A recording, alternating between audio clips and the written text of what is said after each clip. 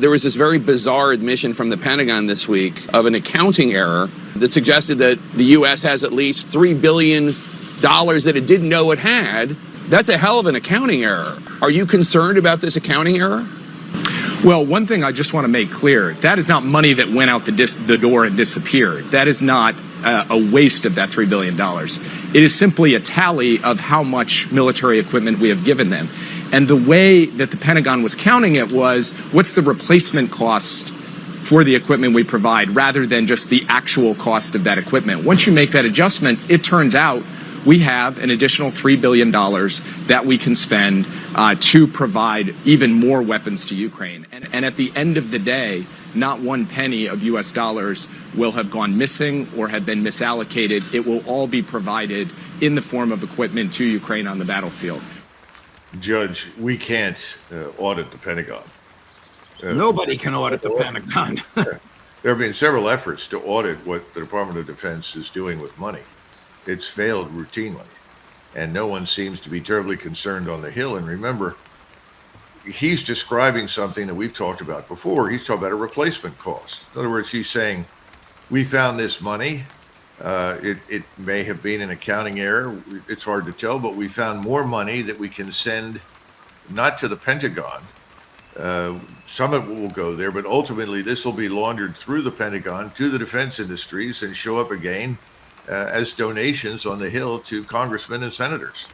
I mean, this is the whole laundering process that goes on. When you look at the amount of cash involved, yes, we own the Ukrainian government. Without us, it would fall apart. We're paying salaries. We're paying for medical expenses. We're paying the army. So it's the 51st state in that sense. But those costs are relatively modest compared with the billions that have gone into weapons. And he's simply saying, we found this $3 billion. We're going to send more equipment over there because it turns out the replacement costs are lower than we anticipated. We have more to waste. Literally. Is anybody, I'll use an old-fashioned World War II era phrase, minding the store? Is anybody keeping track of what remains for our own substance should, God forbid, it be needed in terms of defensive military equipment, high-end military equipment, to which the American military is accustomed and on which it is trained? Well, if you stop and consider that your capacity for the production of Patriot missiles, for instance, on an annual basis is somewhere between 300 and 400 missiles a year. It's important to understand that. And that you could go through that inventory in the space of a week in a real war, given the numbers of missiles that would be fired at our equipment, our ships at sea, troops ashore, aircraft, and so forth. I think the answer is probably no. We have put ourselves at unnecessary risk, and we continue to provoke the Russians at every turn. So no, I think we have been incautious and cavalier with our own war stocks. But again, if you admit that, then you have to say we can't supply any more. And if you can't supply any more, then you have to admit that Ukraine is going to fail. Well, Ukraine is going to fail. That's pretty obvious. No one disputes that, and this whole Bakhmut enterprise is demonstrating it. That article that came out in Politico over the weekend is clear, unambiguous evidence for the success of the Russians at Bakhmut. And what does it say? Suddenly there are discussions in the White House, behind the scenes, State Department and elsewhere, that perhaps what we really want, Judge, is a frozen conflict. Yes. We want to turn Ukraine into another Korea and have a demilitarized zone. If your client, proxy, whatever you want to call Ukraine, is winning, why would you suddenly express an interest in a frozen conflict? If you wanted unambiguous evidence for failure, that's it. Now, the next question is, if you're a Russian and you hear this, you laugh, because the Russians are only now peaking. They've geared up. They're ready to complete the job. Why would they do business with us? Why would they listen to us? Colonel, do you know if President Biden and Secretaries Blinken and Austin and Jake Sullivan are getting the type of advice that you freely give publicly on this channel? Are they hearing this side of things? Anyone who walked into the Oval Office or into the conference rooms and the NSC staff and said the things that I do would be escorted off the grounds immediately. This is an ideologically pure organization that has decided that it is winning a war or must win a war against Russia in order to extend LGBTQRS and everything else to the rest of the world. And that our way is the only way. It's us or destruction. There can be no compromise. We are right. We are morally superior. The Russians are evil and deserve to be destroyed. I mean, if you don't take that position, you're out. I saw this during the interventions in the Balkans. If you weren't willing to walk into the room with the various Clintonistas at that point who were advocating bombing Serbia, and you didn't sort of cheer it on, I've got to get these Serbs and teach them a lesson, we're going to force diversity on them and so forth. If you didn't do that, you were out. You were out. The same thing is true now.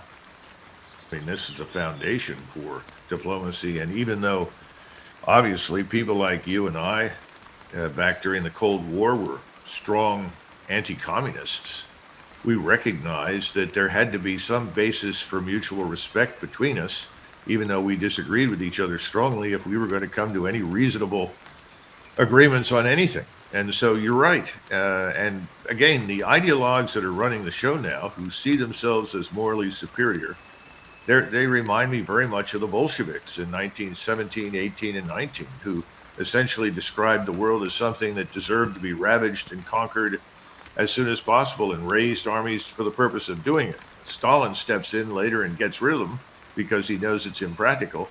But at the time, they were unyielding, uncompromising. And that's what we have in Washington. These people are completely uncompromising. These are people that are going to force everyone down a road that they've decided is appropriate, domestically and overseas. I don't think it's going to work. I think it's going to collapse on them. But right now, they're in charge. Well, first of all, the frozen solution is a non-starter with the Russians, because the Korea model means that NATO, especially the United States, will move its forces into Western Ukraine. So that's absolutely off the table.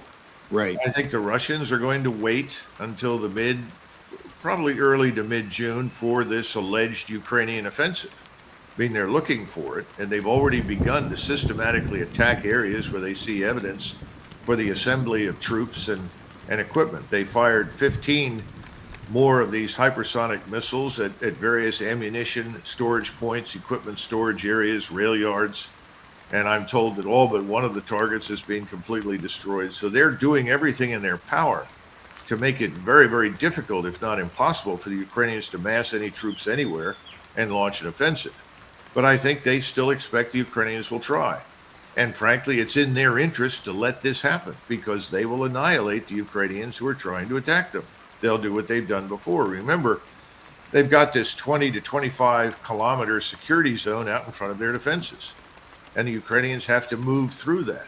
That's 12, 14, 15 miles they've got to get through before they even reach the defensive lines. So if you're a Russian, why not fall back? The ground in and of itself is of no value unless it helps you kill the enemy. They've been about demilitarizing Ukraine. That means destroy the Ukrainian armed forces. They will do whatever is in their power to achieve that aim. So that must happen. When they've decided they think they've done that, I think they'll move. And they'll move very deliberately, and they want Odessa and they want Kharkov, simply because those are historic Russian cities. That's where the population that's Russian live. That's where people speak Russian. They don't want to govern people in Western Ukraine. And as I've said before, they will complete that, let's put it this way, reacquisition of territory that's historically their own. Right. And then I think they will look to the Europeans and say, now, what are you going to do? Because frankly, I know the Russians, and the Russians will say, if you're not going to come to some sort of arrangement and turn the rump Ukraine, whatever remains, into neutral territory, then you leave us no choice. We have to go west. And they will go all the way to the Polish and Romanian borders and the Moldovan borders if necessary. That's not something they necessarily want to do.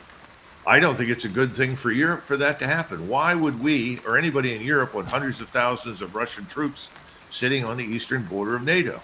And that was the stupidity behind the objection to neutrality for Ukraine. A neutral Ukraine worked brilliantly for everyone.